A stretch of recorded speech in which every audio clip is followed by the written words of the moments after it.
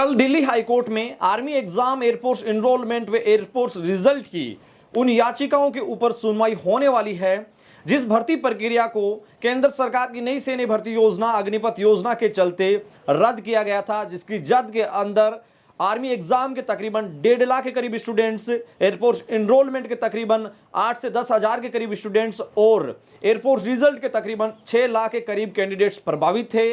और इन्हीं प्रभावित कैंडिडेट्स ने दिल्ली हाईकोर्ट का रुख किया था। इस मैटर के ऊपर पहले भी सुनवाई हो चुकी है और कल जो 18 नवंबर है ये एक बड़ी डेट मानी जा रही है। और इस बड़ी डेट का आधार यह है कि सरकार और जो अधिवक्ता है उनकी ओर से जवाब दाखिल हो चुके हैं। यहां मैं आपको बड़ी अपडेट से अवगत करवाना चाहूंगा कि लॉयर्स की ओर से जो रिजोइंडर फाइल होने थे वो हो चुके हैं अधिवक्ताओं की ओर से।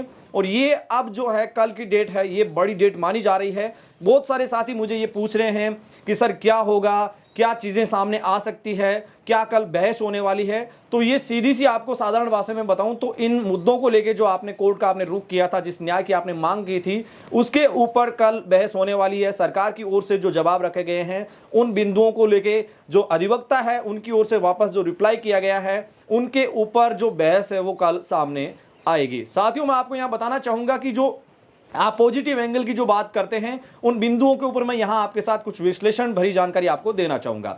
देखिए, सबसे पहले सरकार ने यह कहा है, अपने जवाब में भी कहा है कि हमने 2 साल में सैन्य रिक्रूटमेंट प्रणाली की जो रिक्रूटमेंट भर्ती होती है उसको पूरी तरीके से रोक रखा था।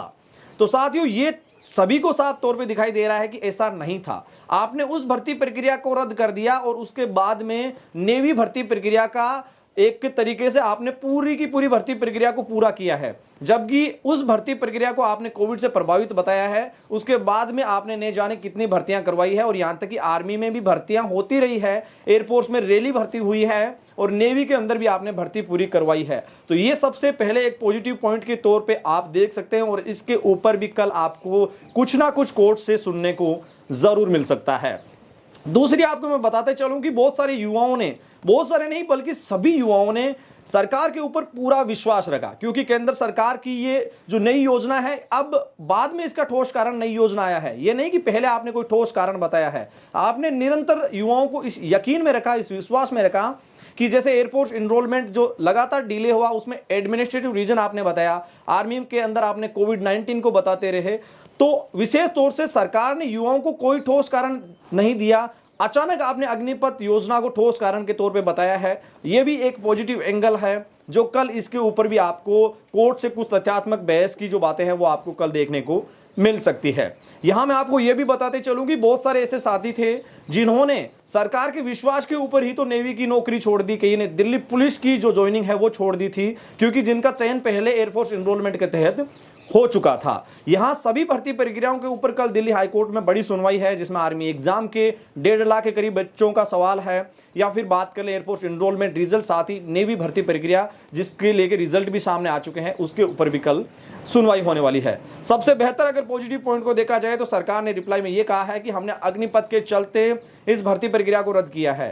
तो एक तरीके से हम भी ये पूछना चाहेंगे कि हां, हम मानते हैं कि अग्निपथ अच्छी योजना है और बिल्कुल आपका इसमें साथ भी देते हैं, नेशनल सिक्योरिटी का मामला है, हमारा पॉजिटिव एंगल आपके साथ है।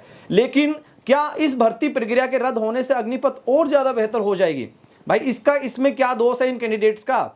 ये तो और ज्यादा बेनिफिट होता। या आप अगर ऐसा करते कि अग्निपथ योजना के चलते आगामी भर्ती प्रक्रियाओं को, मान लो जिस दिन आपने घोषणा की है उसके बाद वाली भर्ती प्रक्रियाओं को आपको अग्निपथ के अंदर लेना था, ना कि पेंडिंग भर्ती प्रक्रिया का। क्या पेंडिंग भर्ती प्रक्रिया को रद्द करने से अगर अग्निपथ और बेहतर हो सकता है तो भी हम आपके साथ हैं, लेकिन इसके ऊपर आपका रिप्लाई भी होना चाहिए। साथ ही ये तमाम चीजें हमें कानूनों के जानकार जो भी हमारे लॉयर्स हैं उनकी ओर से बताई गई है, उनकी ओर से कहा गया है कि ये जो बिंदु है इनके ऊपर कल आपको कुछ ना कुछ वहां से जो अपडेट है वो इनके ऊपर हो सकती है। और बहुत लंबा जो है वो रिप्लाई रखा गया है, जिसके अंदर जितनी भी सारी जानकारी है वो रखी गई है। वापसी जो रिजोइंडर फाइल होता है उसके अंदर तमाम जानकारी हम आप तक नहीं पहुंचा सकते, नहीं दे सकते, क्योंकि ये आपके ही हितों से जुड़े हुए फैसले की बात है।